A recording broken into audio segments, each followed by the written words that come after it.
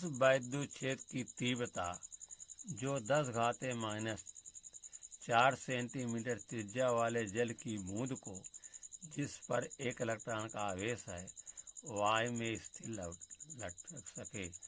जी का मान दिया है 10 न्यूटन प्रति किलोग्राम।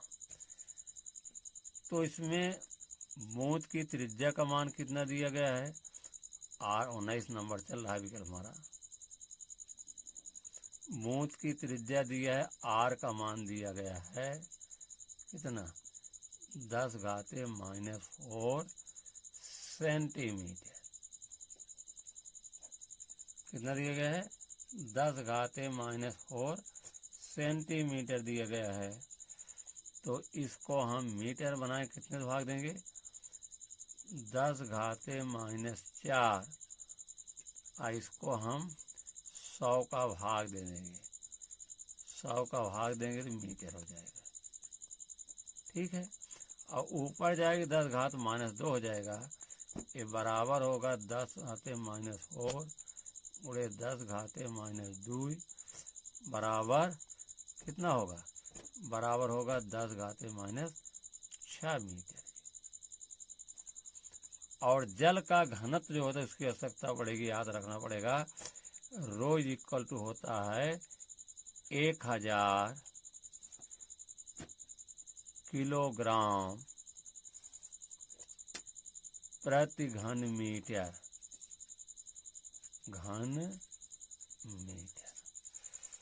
अब इसमें होता है फार्मूला कि E बराबर क्या होता है? E बराबर होता है F/Q। E बराबर F/Q। हमको निकालना क्या है? वैद्युत क्षेत्र की तीव्र E का मान। तो F बराबर आपका होगा mg/Q।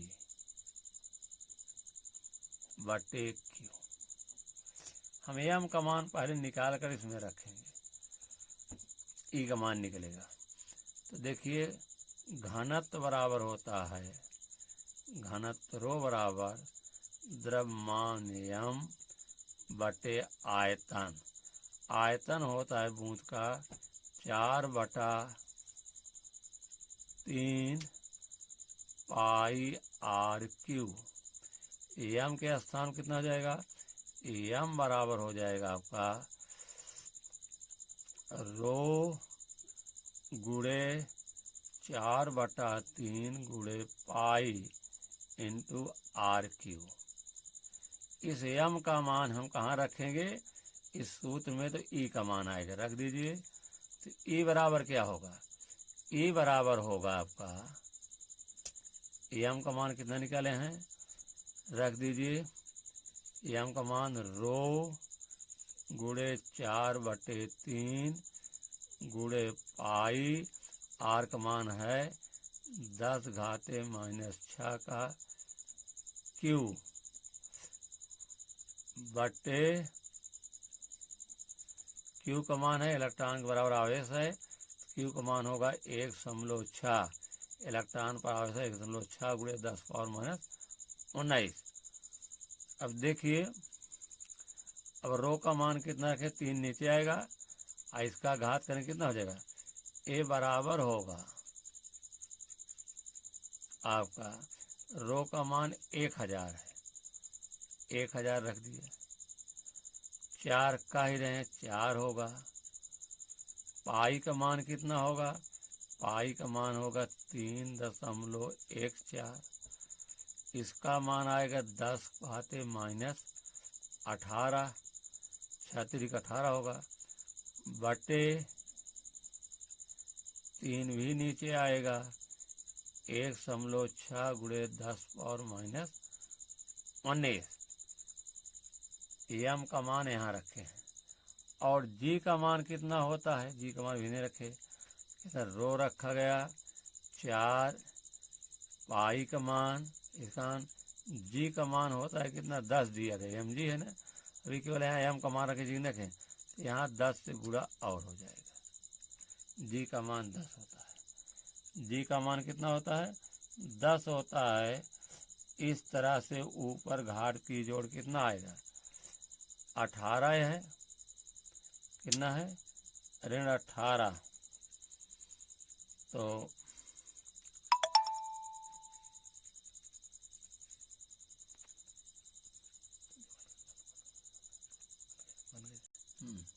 देखिए यहाँ ऋण 19 जाएगा, ऊपर धन हो जाएगा, तो ऋण 19 धन 19 हो जाएगा। 3 घात यहाँ जोड़िए 19 3 कितना हो जाएगा 9 3 12 22 एक 0 और है 23 हो जाएगा। कितना होगा 23 होगा। और लिखिए इसको आगे ऋण 19 जाएगा धन 19 हो जाएगा। 3 0 9 3 12 22 22 से 23 ये होगा। अगली लाइन में 4 गुणे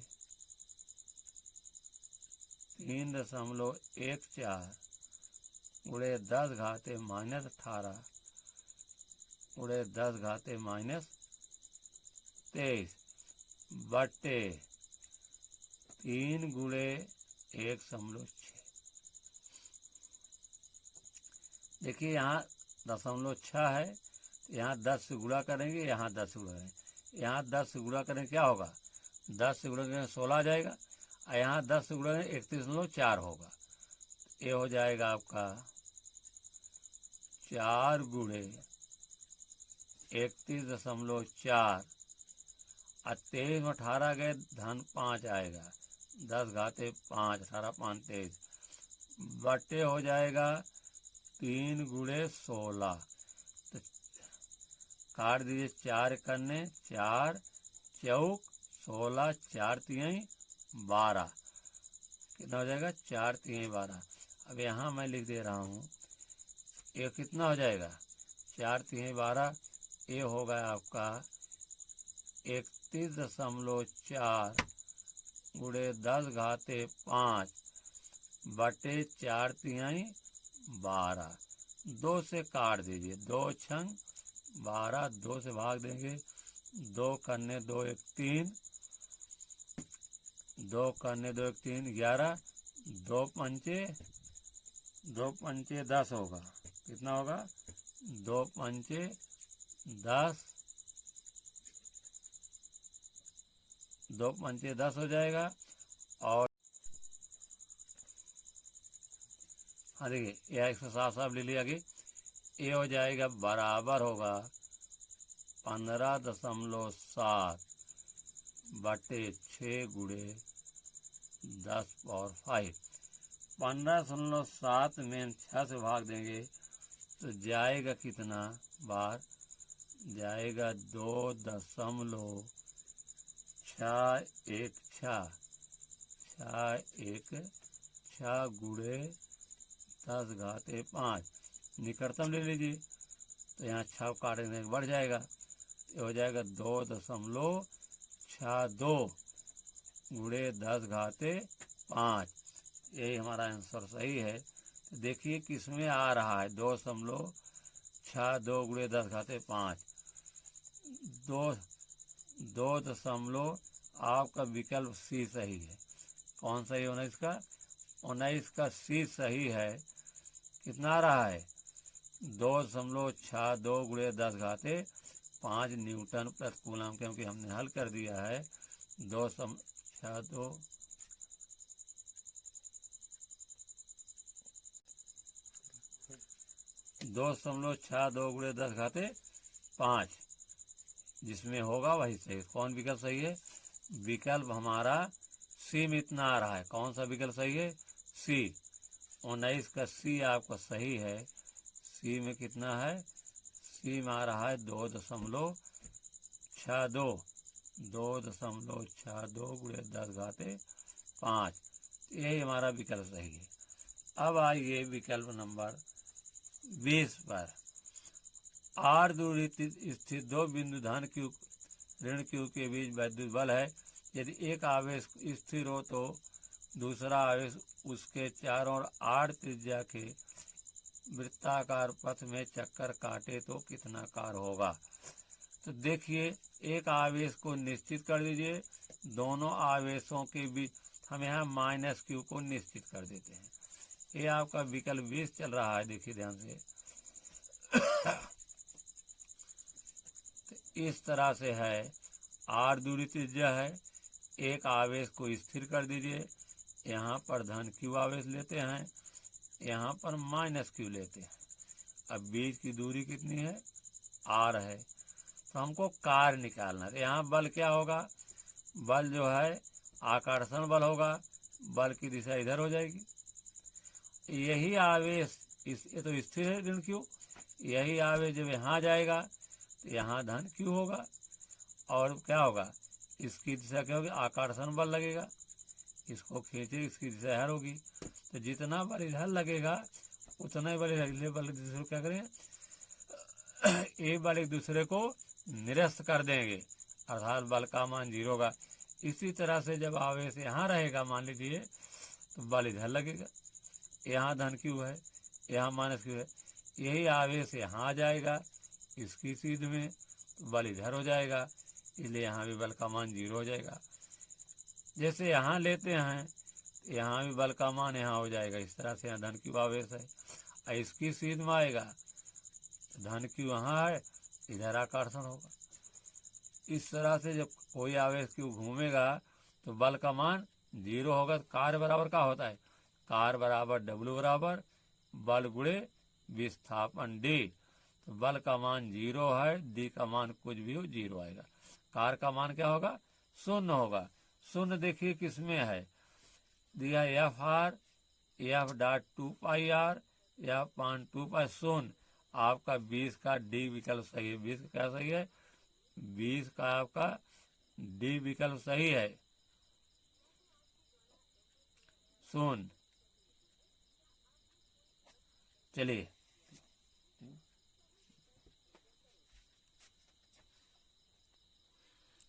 देखिए 21, विद्युत क्षेत्र E और P क्या आघूर्ण वाले द्विध्रुव पर लगने वाला बल आघूर्ण। तो बल आघूर्ण 21 में देखिए कौन सही होता है, बल आघूर्ण टो बराबर होता है P गुणे E होता है। क्या होता है, P गुणे नहीं PE, टो बराबर PE होता है साइन थीटा। इसको वेक्टर रूप में क्या लिख सकते हैं, टाउ इज इक्वल टू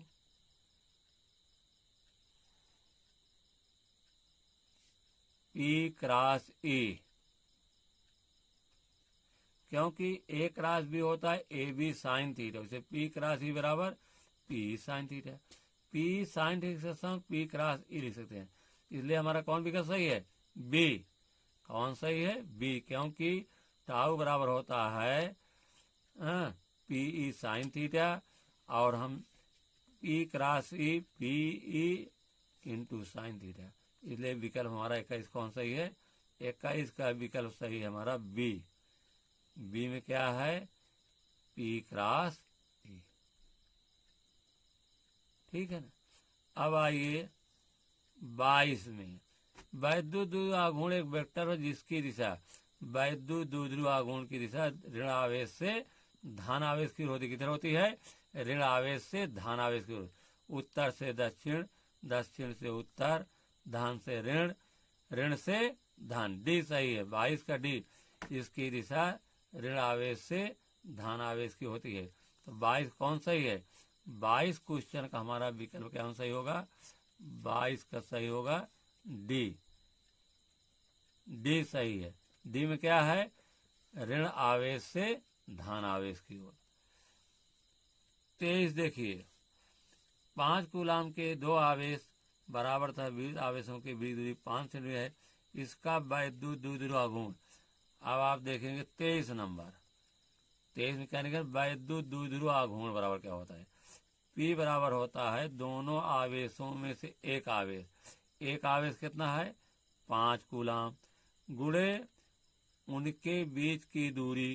तो बीच की दूरी क्या है, सेंटीमीटर में दी गई है, इसको मीटर में होना चाहिए। दोनों आवेशों में से एक आवेश गुणे उनके बीच की दूरी, ये होता है किसका सूत्र, वैद्युत द्विध्रुव आघूर्ण। लिख भी दे रहे हैं कि P बराबर होता है दोनों आवेशों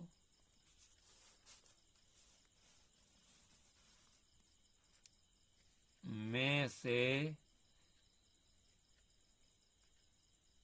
एक आवेश गुणे उनके बीच की दूरी, उनके बीच की दूरी। तो कितना है आवेश?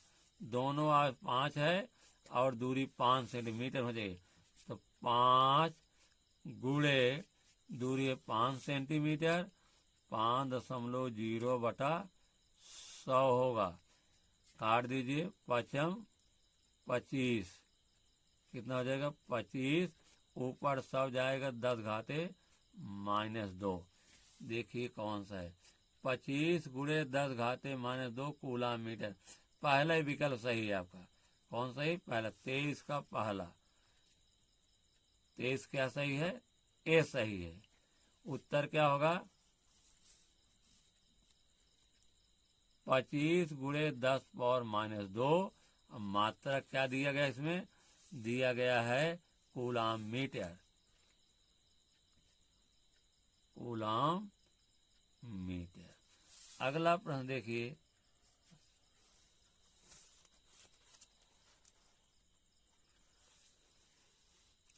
चौबीस नंबर।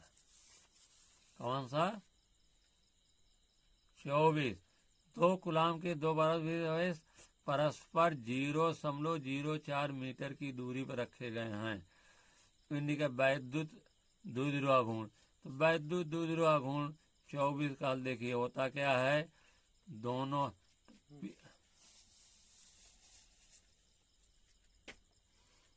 P बराबर होता है कितना? दोनों आवेश 2 कूलाम है, उनके बीच की दूरी कितना है? 0.04 मीटर। कितना है? 0.04। गुणा कर दीजिए, 4 दूनी 8 हो जाएगा 0.08। इसका मात्रक क्या होता है? मात्रक होता है कूलाम मीटर। देखिए किसमें आ रहा है 0.08? इसमें देखेंगे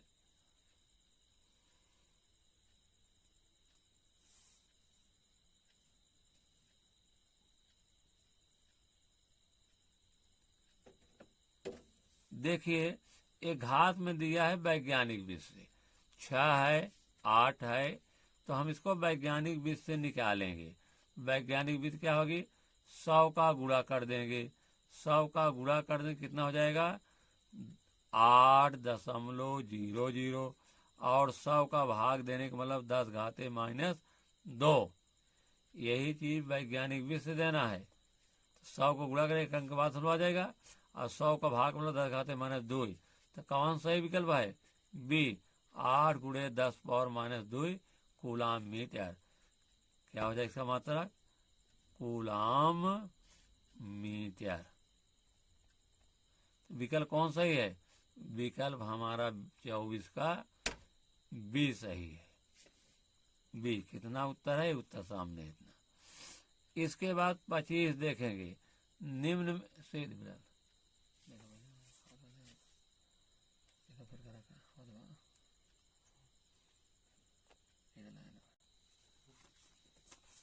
25 देखिए, निम्न में से कौन सी राशि व्युत्क्रमण के नियम का पालन नहीं करती है? एक बिंदु आवेश के कारण वैद्युत क्षेत्र तीव्रता का पालन करती है। एक वैद्युत द्विध्रुव के कारण सुदूर बिंदुओं पर वैद्युत क्षेत्र की तीव्रता, तो सुदूर बिंदुओं पर जो होता है वो क्या होता है? व्युत्क्रमण के नियम का पालन नहीं करती है। इसलिए कौन सही आपका? आपका बी। 25 कौन सही है? 25 का आपका बी सही है। बी क्या है? कि वैद्युत द्विध्रुव के कारण दूरस्थ बिंदुओं पर वैद्युत क्षेत्र की तीव्रता एक व्युत्क्रमण के नियम का पालन नहीं करती है। बाकी ये सब करती है आपकी एक वैद्युत द्विध्रुव। तो आपका यही बी विकल्प सही है। आइए 26 पर। किसी वैद्युत द्विध्रुव के कारण क्षेत्र की तीव्रता सुदूर बिंदुओं पर निकाय की दूरी के आर के व्युत्क्रमानुपाती होती है। तो विद्युत क्षेत्र की तीव्रता जो होती है वो क्या सही है? 1/r नहीं, 1/r करो, 1/r क्यूब। जो ई होता है वो किसके है? और ई का प्रोपोर्शनल होता है 1/r³ को होता है। ए विकल्प सही है। कौन सही है? 26 का आपका सही है सी विकल्प।